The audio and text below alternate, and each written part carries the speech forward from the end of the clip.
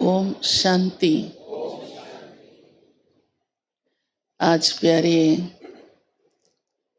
बाबा के विशेष रूप से योग बल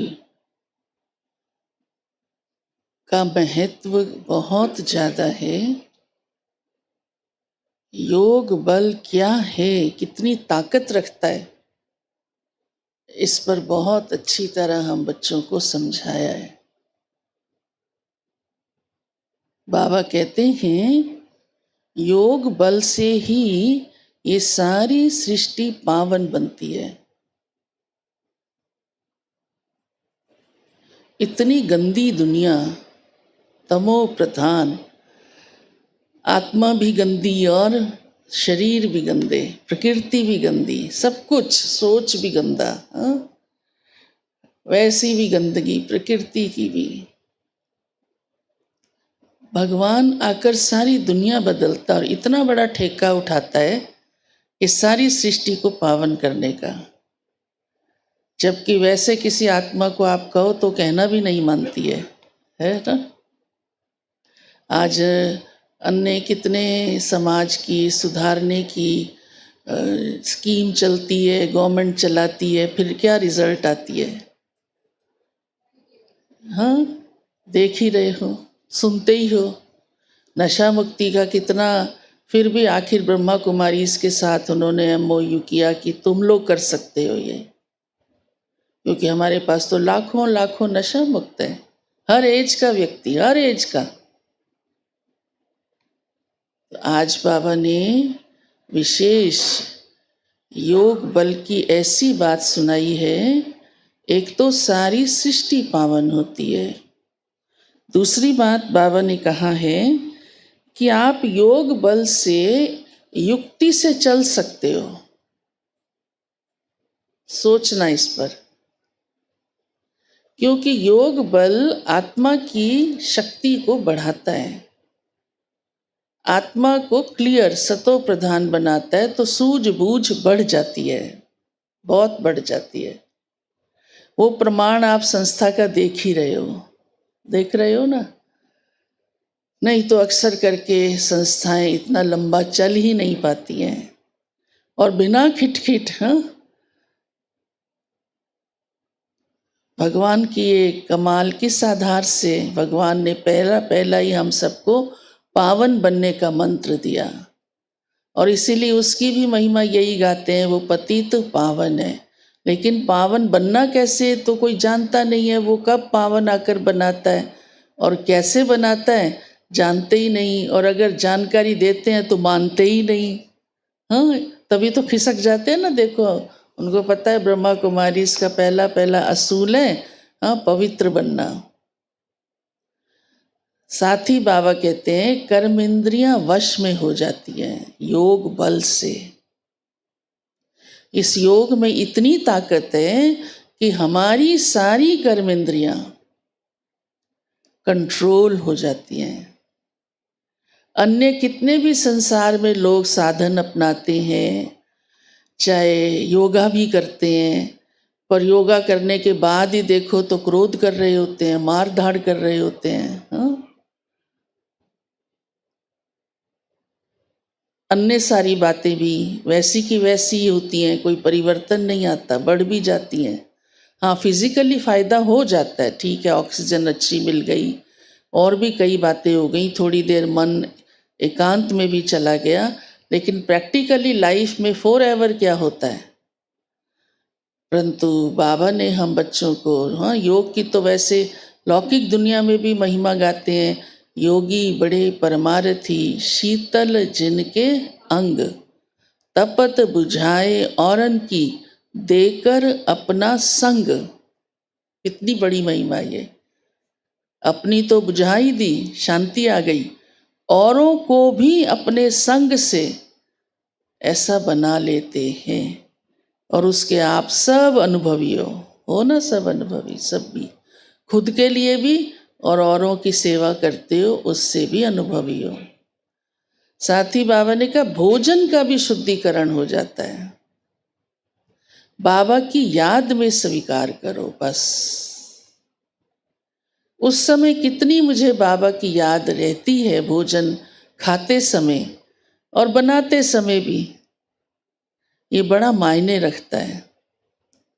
लेकिन इसका ये मतलब नहीं है कि योग से इतना सब कुछ अच्छा हो जाता है तो जो मर्जी खा लो।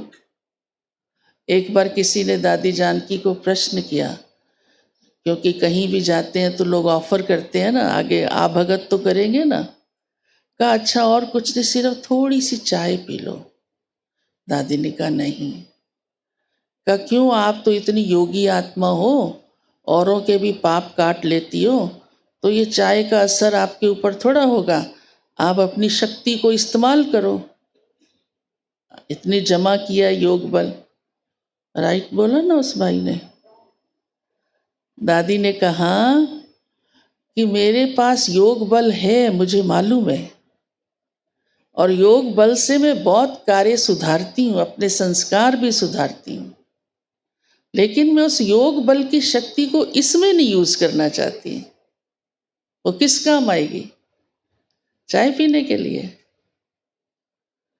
मैं अपने योग बल को अच्छे कामों के लिए यूज करती हूँ। आत्मा को सतो प्रधान बनाने के लिए यूज करती हूँ। तो वो शक्ति ऐसे ही नहीं। हाँ, कई बार कोई कोई ऐसे भी सोच लेते हैं, बाबा कहते हैं ना योग की दृष्टि दो तो भोजन का असर उल्टा नहीं होगा। ये राइट बात है, वो करो, ऐसा नहीं वो नहीं करो, लेकिन जानबूझ के भोजन जो मिले फिर उस पर योग बल की ट्रायल करते रहो, नहीं। हाँ, कोई कोई के हालात ऐसे होते हैं, वो मिलिट्री में है और उसके पास कोई दूसरा तरीका नहीं है, तो बाबा छुट्टी देता था, कम से कम इतना करो कि बाबा की याद में उसको स्वीकार करो। पर ये नहीं कहता था अच्छा खाते हो, बहुत अच्छा करते हो, पर मजबूरी है आपका। हाँ, नहीं तो वो नौकरी कैसे करेगा, क्योंकि उसके आसपास भी और कोई जरिया नहीं है कि वो जहाँ से अपने भोजन का प्रबंध कर सके। इसलिए बाबा कभी कभी कोई कोई बहुत ऐसी परिस्थितियों में होते हैं, बंधनों में होते हैं, परिवारों में, तो बाबा कहते हैं अच्छा कोई बात नहीं, आप योग बल में बाबा की याद में भोजन स्वीकार करो। तो योग बल में ताकत है, लेकिन उस ताकत को हमें यूज करना है अपनी आत्मा को और सर्व की आत्मा को पावन करने के लिए, विश्व को पावन करने के लिए, सतयुगी दुनिया को लाने के लिए। तो ये कितना बड़ा, बाबा सारी दुनिया को सतयुगी बनाना, सतो प्रधान, संसार ही बदल देना, इससे तो बड़ा कोई और काम हो नहीं सकता। फिर बाबा कहते हैं अच्छा हर बात में योग बल यूज करो, लेकिन कईयों की आदत होती है ना, छोटी छोटी बात बाबा से पूछेंगे। चलो पहले तो साकार बाबा होता था, या दादियों से दीदियों से पूछेंगे ये कैसे करूं, ये करूं, ना करूं, वो करूं, वो ना करूं। बाबा कहते हैं तुम समझदार हो ना, और जब ईश्वरीय संतान बन गए तो आसुरी कोई कर्म तो करना ही नहीं है, तो पूछने की क्या जरूरत है? करना है क्या जो पूछ रहे हो? पूछना माना ही क्या? तो करना ही नहीं ना, करना ही नहीं ना। हाँ, कोई आके पूछेंगे रिश्वत खा लूं भले, मान लिया जाए, तो बाबा कहेगा हाँ सोचो, शादी कर लूं? कई पूछते हैं। पूछना माना क्या? अगर उसको करनी ही नहीं, उसकी बुद्धि में ये बात फिट है, बाबा ऐसा कहता, तो पूछेगा? तो बाबा ने आज कहा है कि कोई आसुरी काम नहीं करो, इसलिए पूछने की दरकार ही नहीं है। फिर बाबा ने आज कहा अहंकार नहीं आना चाहिए बच्चों को ना, कोई भी बात का। अहंकार बहुत खतरनाक है, बहुत खतरनाक है। क्रोध से भी ज़्यादा अहंकार खतरनाक है। क्रोधी तो बोल बाल के काम उतार देता है, लेकिन ऐसा नहीं क्रोध करना अच्छा है। कोई हाँ, लेकिन उससे भी आत्मा का पतन होता है, शक्ति चली जाती है। लेकिन अहंकार तो अंदर अंदर बहुत सारे पाप कर्म करा देता है। तो बाबा ने कहा कि बाबा बच्चों की सेवा करता है, कितना निरअहंकारी है। सेवा भी करो, श्रीमत पर भी चलो, कहना भी मानो, सब कुछ करो। और अहंकार किस बात का? सोचो किस बात का, अपने आप से पूछना चाहिए। जो कई बार हमने देखा वो लोग अहंकार कर जिनके पास कुछ नहीं है। आप चेक कर लो, जितना जो गुणवान होगा वो क्या होगा? निर्माण होगा, है ना।